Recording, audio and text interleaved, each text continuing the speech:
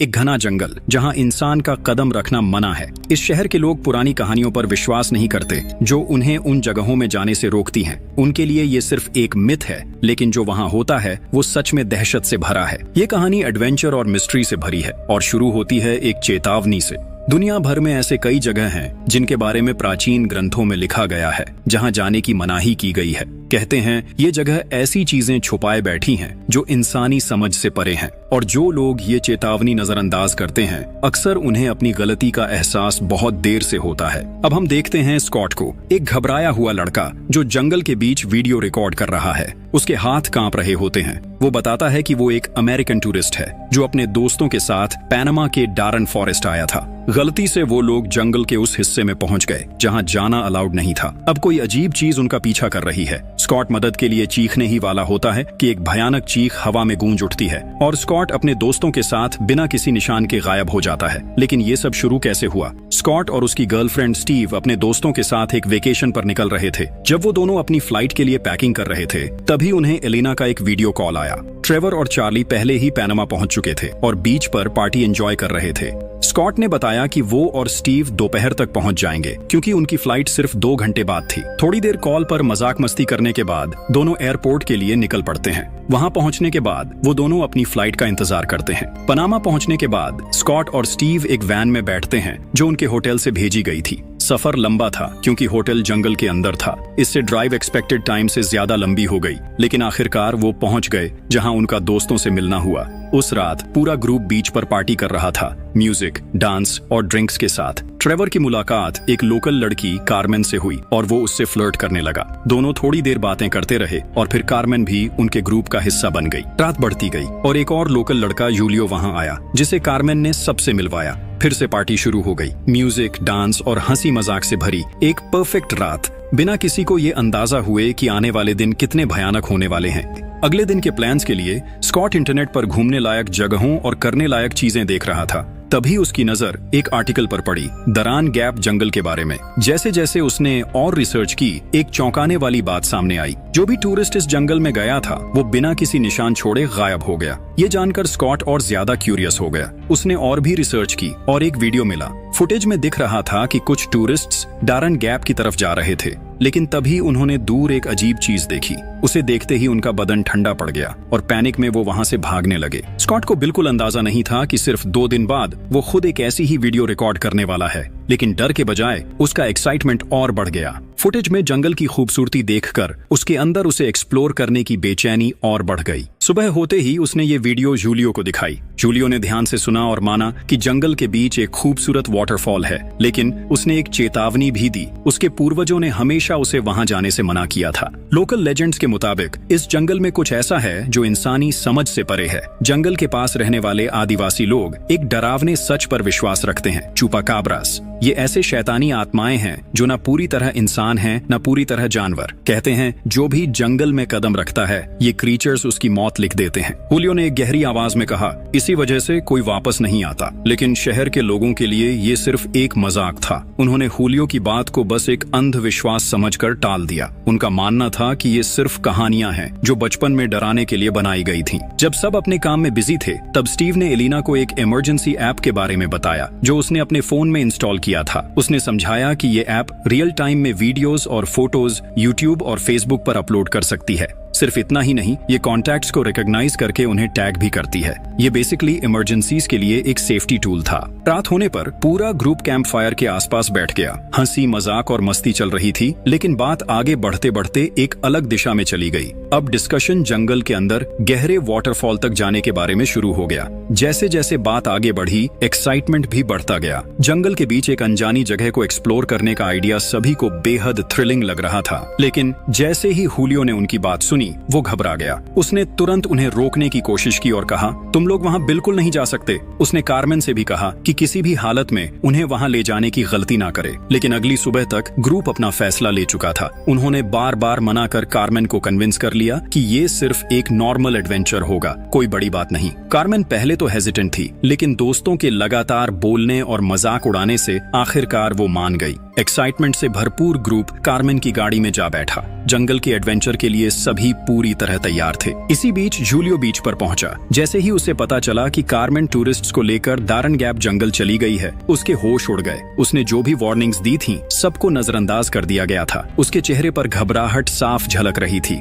मानो उसे पहले ही महसूस हो गया हो कि कुछ बहुत भयानक होने वाला है। एक पल की भी देरी किए बिना उसने अपनी गाड़ी निकाली और फुल स्पीड में जंगल की तरफ निकल पड़ा। उसे किसी भी हालत में उन्हें रोकना था, इससे पहले कि देर हो जाए। कार्मेन और उसका ग्रुप आखिरकार उस जगह पहुंच गया जहां से घना जंगल शुरू होता था। उसके पार उनकी मंजिल थी, वो शानदार वाटरफॉल जिसे देखने के लिए सब इतने एक्साइटेड थे। लेकिन अब समस्या ये थी कि गाड़ी यहां तक ही जा सकती थी। आगे सिर्फ पेड़ों का एक घना जंगल था, मतलब अब उन्हें पैदल ही चलना था। इसी बीच जूलियो बार बार कार्मेन को कॉल कर रहा था। उसका दिल तेजी से धड़क रहा था। वो हर तरह से उसे वार्न करना चाह रहा था, लेकिन कार्मेन ने हर बार उसका कॉल इग्नोर कर दिया। जब जूलियो को समझ आ गया कि वो उसका फोन नहीं उठाने वाली, उसने एक अर्जेंट वॉइस मैसेज भेजा।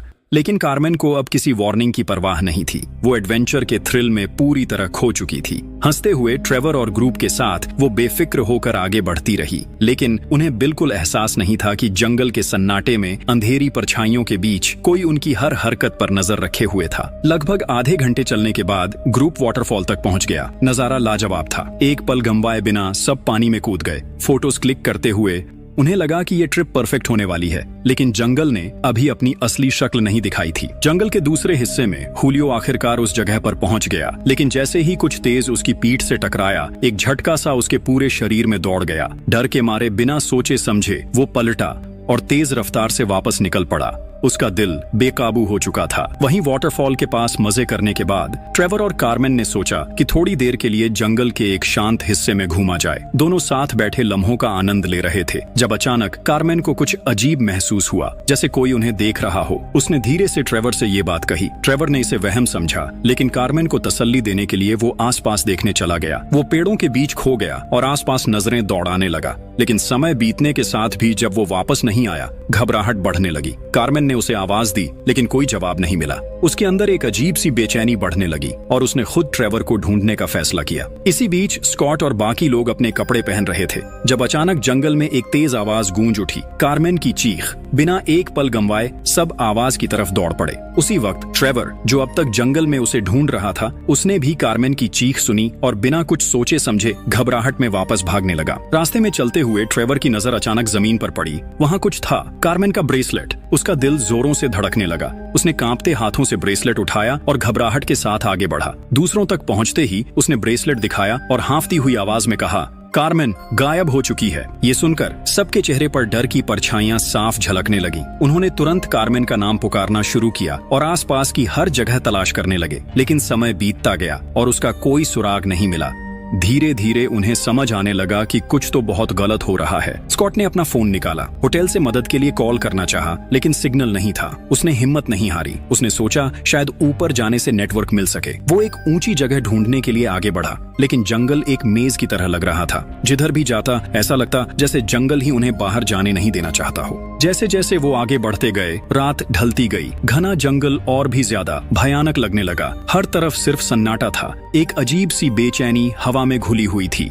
लेकिन जब लगा कि इससे ज्यादा बुरा और क्या हो सकता है, तभी झाड़ियों में कुछ हिलता हुआ दिखाई दिया। वो वही था जिसके बारे में जूलियो ने वार्न किया था। उसकी चमकती आंखें अंधेरे में उन्हें घूर रही थीं। पूरे ग्रुप के बीच एक ठंडी दहशत की लहर दौड़ गई। दिल की धड़कन तेज हो गई और बिना सोचे समझे सब अलग अलग दिशाओं में भागने लगे। अंधेरे में बिना कोई रास्ता देखे वे बस भागते ही गए। इस अफरा तफरी में सब एक दूसरे से अलग हो गए। जंगल की गहराइयों में उनकी घबराहट भरी चीखें गूंज रही थीं, लेकिन कोई किसी को दिख नहीं रहा था। ट्रेवर और एलेना रुके और अपनी सांस संभाली ही थी। तभी एक खौफनाक चीख सुनाई देती है। ये चार्ली की आवाज थी। बिना एक पल सोचे दोनों आवाज का पीछा करने लगे, लेकिन जो उन्होंने देखा उसने उनके पैरों तले जमीन हिला दी। चार्ली जमीन पर बेजान पड़ा था। उसका पूरा शरीर खून में डूबा हुआ था। गहरे कट्स उसकी त्वचा को चीर चुके थे। डर उनके अंदर फैल गया। बिना एक पल गवाए दोनों पलटे और जितनी तेज भाग सकते थे। स्कॉट और स्टीव के पास लौट आए। सांस फूलती जा रही थी, लेकिन उन्होंने जो देखा था वो जल्दी से बता दिया। सच्चाई समझने में उन्हें ज्यादा वक्त नहीं लगा। जूलियो सही कह रहा था, इस जंगल में सच में कुछ था। स्कॉट का गुस्सा ट्रेवर पर फूट पड़ा। ये सब तेरी वजह से हुआ है, स्कॉट चिल्लाया। स्कॉट का गुस्सा इतना बढ़ गया कि उसने ट्रेवर को जोर से धक्का दे दिया। ट्रेवर भी गुस्से से कांप रहा था। उसने भी स्कॉट को वापस धक्का दिया। दोनों एक दूसरे पर टूट पड़ने वाले थे कि एलेना और स्टीव बीच में आ गए। एलेना चीख कर बोली, अगर जिंदा बचना है तो मिलकर सोचना होगा, वरना ये जंगल हमें जीने नहीं देगा। मदद ढूंढने के लिए ग्रुप ने ऊंचाई वाली जगह तलाश करनी शुरू की। ये सफर खत्म होने का नाम ही नहीं ले रहा था, लेकिन बहुत देर बाद एक जगह मिली जहां उनके फोन्स पर हल्का सा सिग्नल दिखाई दिया। बिना वक्त गवाए स्कॉट ने तुरंत अपना फोन निकाला और रिकॉर्ड करना शुरू किया। उसकी आवाज कांप रही थी। हम पैनामा के जंगल में फंसे हुए हैं। यहाँ कुछ है जो हमें मार रहा है। प्लीज रेस्क्यू टीम भेजो, हमारे पास ज्यादा वक्त नहीं है। मैसेज जाने की देर थी कि अचानक एक भयानक चीख ने सन्नाटा तोड़ दिया। ये ट्रेवर था। स्कॉट और लड़कियां तुरंत उसकी आवाज की तरफ भागे। उनका दिल तेजी से धड़क रहा था। जब वो ट्रेवर तक पहुंचे तो देखा वो जमीन पर पड़ा था, घायल और हिलने की कोशिश कर रहा था, लेकिन उसका शरीर जवाब दे रहा था। जैसे ही स्कॉट ट्रेवर की मदद के लिए आगे बढ़ा, उसके पीछे काली परछाई उभरी। अंधेरे में से वो डरावनी चीज सामने आई, बड़ी और भयानक। उसके तेज पंजे ट्रेवर के शरीर में घुस गए। एक झटके में उसे जंगल के अंदर घसीट लिया। ट्रेवर की तेज चीखें हवा में गूंज रही थीं, लेकिन स्कॉट और बाकी लोग बस देखते रह गए, कुछ कर नहीं पा रहे थे। स्कॉट का दिमाग सुन्न हो गया था, लेकिन ट्रेवर की आखिरी चीख सन्नाटे में खो गई। तब उसका अंदर का डर एकदम जाग गया। उसने सिर्फ एक चीज सोची, जीना है। उसकी सांसें चढ़ रही थीं, पैर डगमगा रहे थे, लेकिन वो बिना सोचे समझे जंगल के अंदर भागता रहा। घने पेड़ों और झाड़ियों के बीच से गुजरता हुआ एक अंधेरी गुफा तक पहुंच गया। उसने बिना सोचे गुफा के अंदर कदम रखा, लेकिन जैसे ही उसने अंदर देखा, उसकी सांसें अटक गईं। सामने वही क्रीचर खड़ा हुआ था। गुफा के अंदर एक भयानक आवाज गूंज रही थी, जैसे हड्डियां तोड़ने और मांस चबाने की आवाज हो। वो क्रीचर खुद को ही खाने में लगी थी। एक अजीब सी आवाज से पूरी गुफा भर चुकी थी। स्कॉट का शरीर एकदम जम गया। धीरे धीरे बिना आवाज किए उसने पीछे हटना शुरू किया। उसे ये जगह तुरंत छोड़नी थी, इससे पहले कि वो क्रीचर उसे महसूस कर ले। अपनी सांसें दबाकर एक भी आवाज के बिना स्कॉट धीरे धीरे गुफा से बाहर निकला और फिर बिना एक पल गंवाए एलिना और स्टीव को ढूंढने के लिए दौड़ पड़ा। इसी बीच हुलियो सुरक्षित शहर लौट चुका था। गाड़ी के अंदर बैठा सांस लेने की कोशिश कर रहा था, लेकिन तभी उसका फोन वाइब्रेट हुआ। जब उसने स्क्रीन देखी तो पता चला ये स्कॉट का इमरजेंसी वीडियो था। हुलियो ने वीडियो प्ले किया और उसके चेहरे का रंग उड़ गया। स्कॉट की कपकपाती आवाज मदद की भीख मांग रही थी। वो फंसा हुआ था और जंगल में कुछ था जो सबको मार रहा था। जूलियो की सबसे बुरी आशंका सच हो चुकी थी। एक पल भी न गंवाते हुए वो सीधा अपने अंकल के पास दौड़ गया, जो उसकी लोकल कम्युनिटी का एक इज्जतदार बुजुर्ग था। जूलियो ने बिना देर किए वीडियो अपने अंकल को दिखाया और सारी बातें बता दी, जो कुछ भी जंगल में हुआ था। उसका अंकल एक पल के लिए चुप रहा, लेकिन उसके चेहरे पर गंभीरता साफ दिख रही थी। उसे तुरंत समझ आ गया कि बात कितनी ज्यादा बिगड़ चुकी है। सुबह होते होते स्कॉट का वीडियो वायरल हो गया। पूरे यूनाइटेड स्टेट्स और पैनामा के न्यूज चैनल्स पर यह स्टोरी छा गई। अथॉरिटीज ने बिना देरी किए तुरंत एक्शन लिया।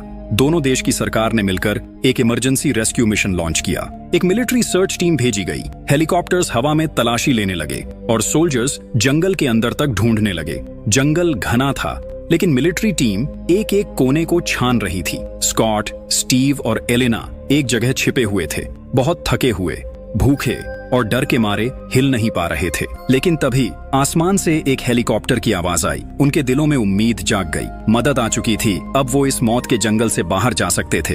वो एक खुली जगह की तरफ भागे, अपने हाथ हवा में हिलाते हुए मदद के लिए पुकारने लगे। लेकिन जैसे ही उन्होंने ऐसा किया, स्टीव चिल्लाते हुए गिर गई। दर्द से कराह रही थी।